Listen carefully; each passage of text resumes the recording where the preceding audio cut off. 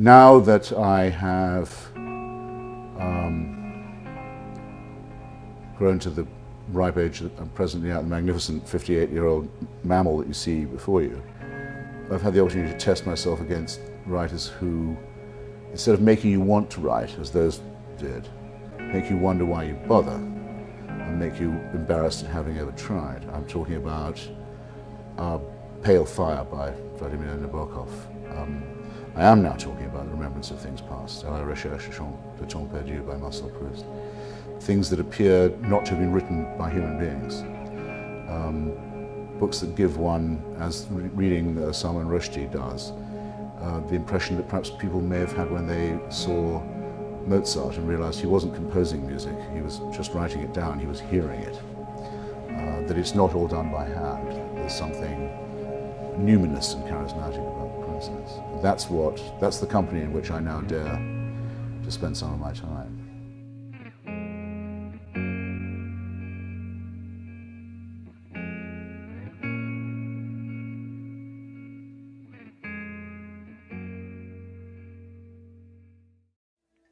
Start with you. What about a role model, either for a man or a woman, or a girl? Without offense to the question, a role model is an expression I've come to detest, rather like icon or idol. They all seem to be running together now into this world of the vicarious coverage and vicarious existence. In fact, people wanting to lead virtual lives modeled on the lives of others. What depresses me about that is that just as it might be a good idea to have, let's say, someone who you thought of as an ideal figure who could inspire you, but the people who are held up as role models are simultaneously moved into a kind of stratosphere either of sainthood or celebrity where any normal reflective person would realize at once they wouldn't be able to follow them. Thus, no sooner is the idea proposed than it's moved out of their reach. Somebody mentioned Dr. King, or you mentioned Taylor's wonderful book about King. For example, it's always struck me as wonderful that, that's two wonderfuls, I hope I'll be forgiven. It's always struck me as impressive and moving that in Taylor's book and in other works on Dr. King, you can find out that he cheated on his exams, he probably plagiarized most of his doctoral thesis, he was a terrible fornicator, and so on, and traitor in his marriage, and so, because people think, well, I could do all that.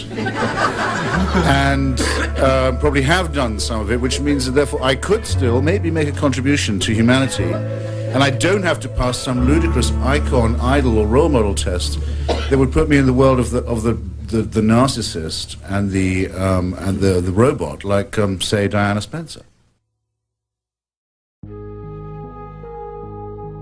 Litera scripta manet, the written word will remain. That's true, but it won't be that much comfort to me. I mean, of course I do write. I've always had the sense of writing, as it were, posthumously. I once wrote an introduction to a collection of my own essays. I stole the formulation from Nadine Gordimer. Said you should try and write as if for post-mortem publication, because only then can you screen out all those influences. Public opinion, some reviewer you might want to be impressing, some publisher you might want to publish you, someone you're afraid of offending. All these distractions, you write purely and honestly and clearly and for its own sake. And the best way of doing that is to imagine that you won't live to see it actually written. Then you can be sure that you're being objective and you're being scrupulous. I think that that's a wonderful reflection, but it isn't the same term as immortality.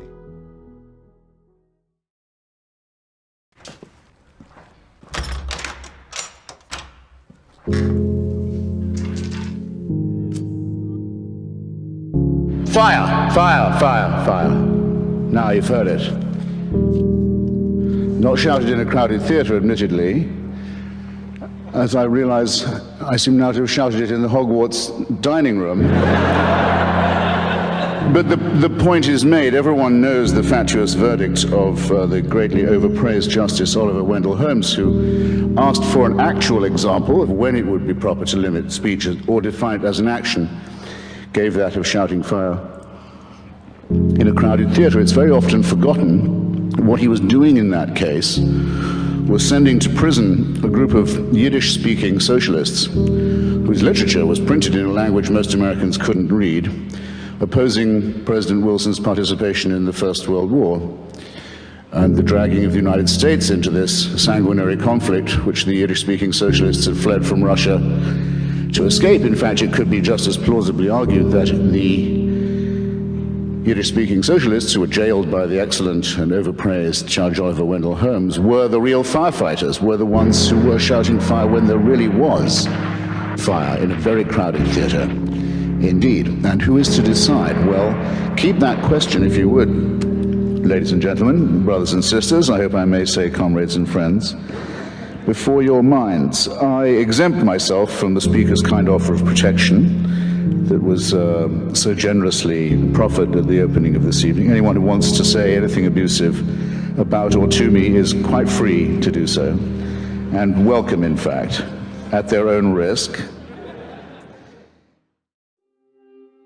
A lot of my early training in the apocalyptic came from the study of Australian letters. When I was a boy, I was very fond of the writing of Neville Shute. Town Like Alice, I particularly loved. In the Wet, No Highway, remember No Highway? Perhaps I'm giving away my age a bit.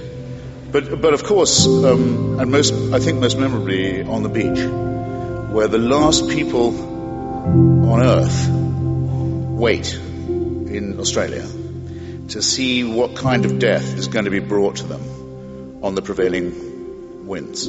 There were lots of ways, I now realize, tons of ways in which Neville Shute couldn't write. But he could write about the inevitable and about the possibility of extinction. In other words, that nature might not know we were here. The great challenge to our self-esteem, to our solipsism, that there could be a point in evolution where evolution that hadn't noticed we'd arrived wouldn't even notice that we'd gone either.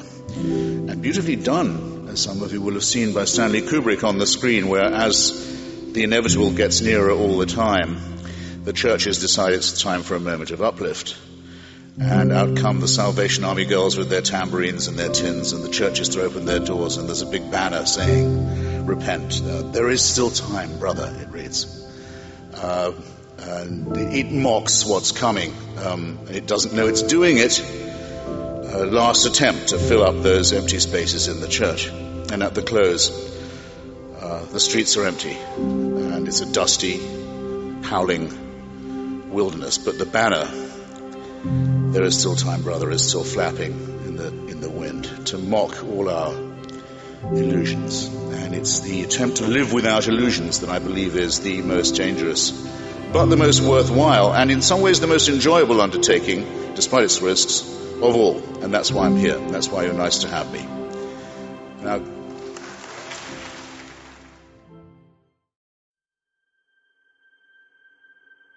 John Keats wrote a poem attacking Isaac Newton for his gravitational theory, because he said it had unwoven the rainbow.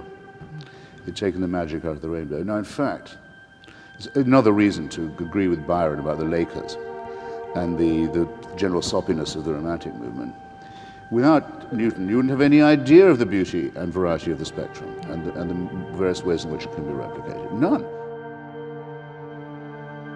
So far from unweaving the rainbow, it makes the rainbow absolutely real to everybody. But when I say real, of course, I seem like a materialist. What I mean to say is that there's no question that innate in humans is a need for, one might as well say, the transcendent, as the numinous, or perhaps venturesomely the ecstatic.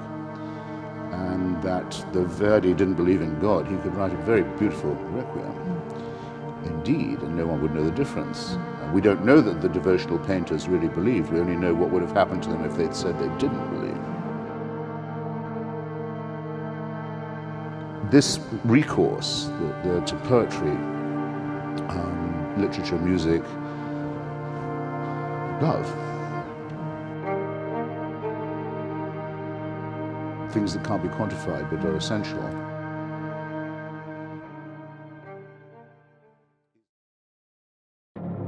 Who's your favorite radical journalist in history?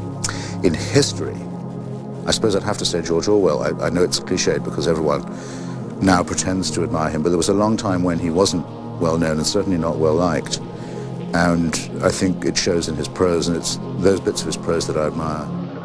I think he really would follow logic and honesty to their full conclusion. I mean, he would not be deflected by the fact that this might offend someone he knew or some cause with which he was associated, or more important, I mean, wouldn't even discompose himself. In other words, he thought, okay, if I don't like this conclusion, I'm still sticking with it if it's been arrived at honorably. It sounds like an easy thing to do or to say, but it's actually very hard to live by, and I think he really did live by it. And then I think he was a very witty and brilliant stylist. I think his writings on other authors like Dickens, for example, his reflections on eternal subjects like capital punishment, for example, or family life, ordinary things, arguments that never go away, always worth rereading. I thought he put up a good show for the left in his life at a time when it was in great difficulty, because people were pressed very hard to say, look, if you're on the left, you must support the Soviet Union because it's endangered and it's encircled by fascism, and so on, and you mustn't criticize it in public even if you have your doubts. And he said, no, that would be stupid. That would be giving up the thing that makes me a radical in the first place, which is the right to think for myself. That was a lot harder to do now than it sounds, again.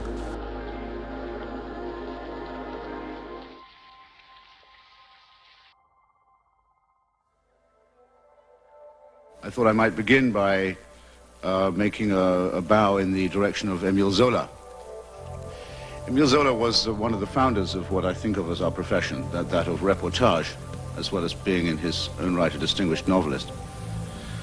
And there came a time when, in order to lay the basis for a novel he hoped to write, he spent some time down the coal mines towards the Belgian border.